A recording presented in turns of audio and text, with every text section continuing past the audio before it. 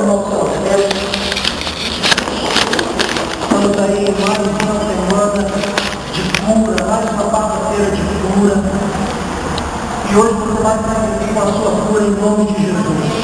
Irmãos, esse texto é muito conhecido. A Bíblia fala que Pedro e João subiam para ir ao templo na hora da oração, a hora nona. E todo mundo conhecia essa pessoa que foi curada. Os milagres, eles devem ser comuns dentro da igreja. Todos creem nisso? Que os milagres devem ser comuns dentro das igrejas. Esses dias a gente teve aqui um bando de americanos, um maluco, que mostrou para a gente que uma cura, um milagre, é algo bem simples. E às vezes nós mistificamos as coisas, esperamos que algo sobrenatural, não que isso não seja sobrenatural, mas algo visível, um mover das águas, algo grandioso aconteça para que a cura seja manifesta na minha vida. E na verdade eu aprendi, vendo eles ministrando, que é na simplicidade das coisas. Nós não podemos complicar aquilo que a palavra de Deus simplifica. O que eu vejo nesse texto é que um homem tinha um problema e dois homens cheios do Espírito Santo disseram: em nome de Jesus, levanta, e o problema foi resolvido. Amém ou não? Mas existe uma grande diferença entre a religião e o reino de Deus. E a religião é que nos impede de receber aquilo que Deus tem para as nossas vidas. A religião, ou o espírito de religiosidade, tenta impedir justamente a manifestação do Espírito Santo dentro das igrejas.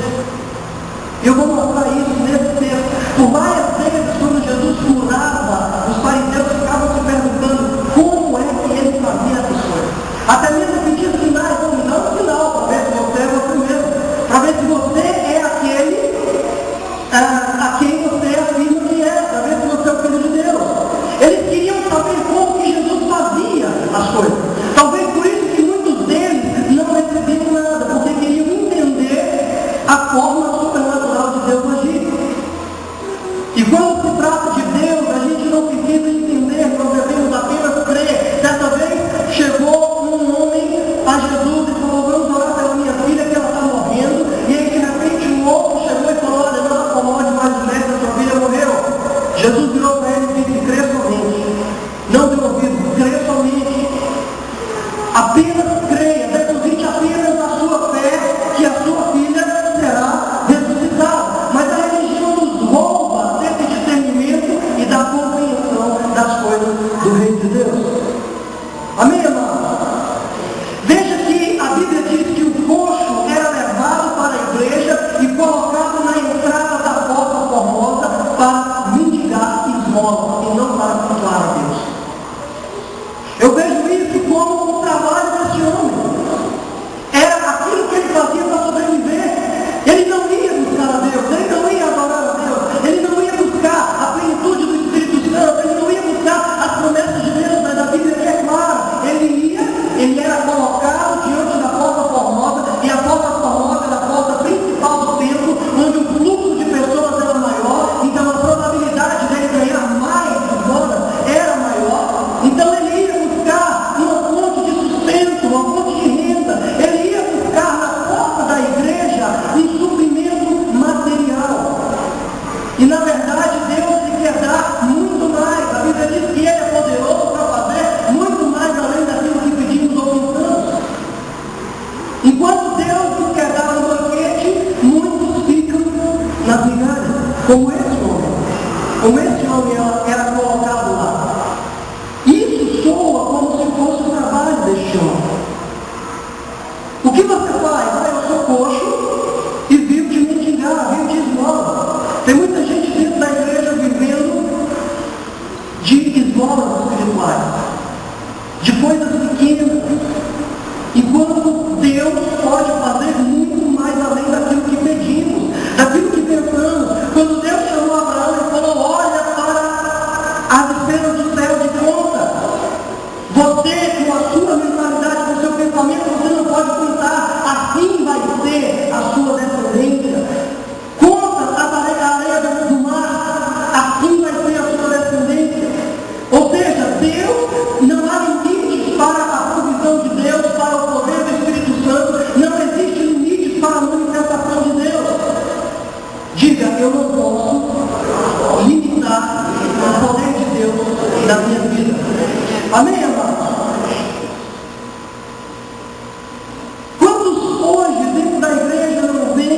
para um culto como esse, uma oportunidade onde a pessoa pode ter um encontro com o Espírito Santo e a cura se manifestar e a provisão chegar e o milagre vir sobre a vida dele. Mas na verdade a pessoa vem com esse tipo de pensamento. Não, eu vou porque eu preciso receber algo, eu preciso pagar minha conta amanhã. Meu irmão, não que Deus não possa fazer isso, Ele pode. Eu estou aqui não para dizer que isso é errado, espere em Deus que a provisão vai chegar, mas eu quero dizer para você que Deus tem mais. Deus tem muito mais para as nossas vidas, amém, irmão? Nós devemos buscar a face do Rei para sermos alimentados da seiva espiritual, para sermos alimentados por maná do céu, alimentados da nossa vida espiritual, não como esse moço coxo ia. Ele ia para receber provisão material, ele ia mendigar, ele fazia disso o seu negócio. Mas na verdade, quando nós buscamos a edificação pessoal e espiritual em Deus, nós recebemos as demais coisas. Todos creem nisso? Amém ou não, irmãos? Eu creio nessa palavra. Nós não viemos a um culto, nós somos um culto, diga isso para o seu irmão.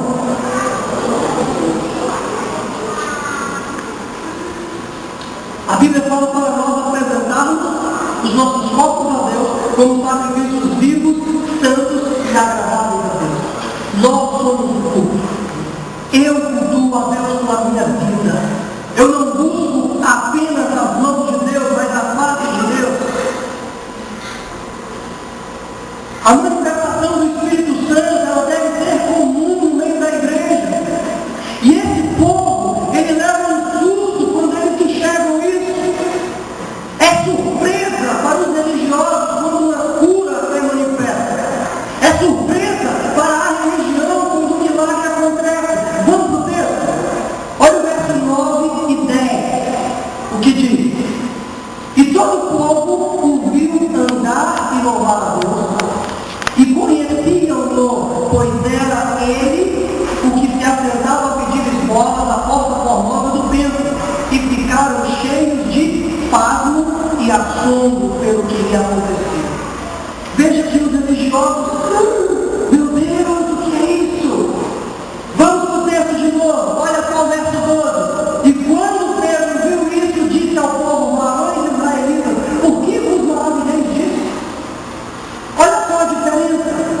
Enquanto a religião fica impactada, os filhos do reino falam, não, isso é comum. No reino ao qual eu pertenço, isso deve ser normal. O milagre deve ser normal. A cura deve ser normal. Isso deve ser um hábito nas nossas vidas. Viver a cada dia com milagres. A cada dia viver milagres de Deus nas nossas vidas. Isso é o comum do reino de Deus. Quantos estão entendendo aqui, irmão? Amém ou não? Eu creio nessa palavra. Nós somos feitos para viver de fé em fé, de glória em glória, de vitória em vitória. E não apenas se manifestar aqui e outro ali. Não, nós somos filhos do reino. Aleluia. Então eles estavam habituados com o milagre. Eles achavam simples um coxo levantar. Que isso? Mas só um coxo levantou? Imagina se eu vou ficar impactado com isso. Coisa simples. Em nome de Jesus, levanta e anda. Resolveu o problema. Isso me chama a atenção nesse texto. Mas por que isso não acontece comigo? Por que isso não acontece na minha vida às vezes? Ou na sua vida às vezes? Diga, porque muitas vezes eu oro pedindo aquilo que eu já tenho. Eita Jesus! Senhor, me dá a cura. Senhor, me dá a provisão. Senhor, eu preciso disso.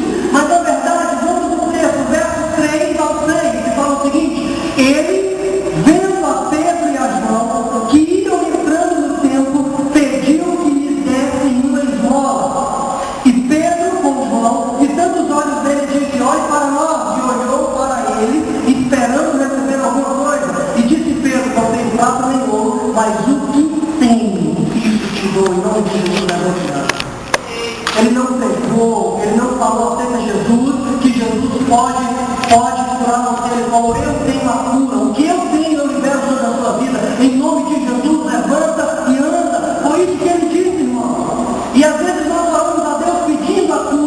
Só que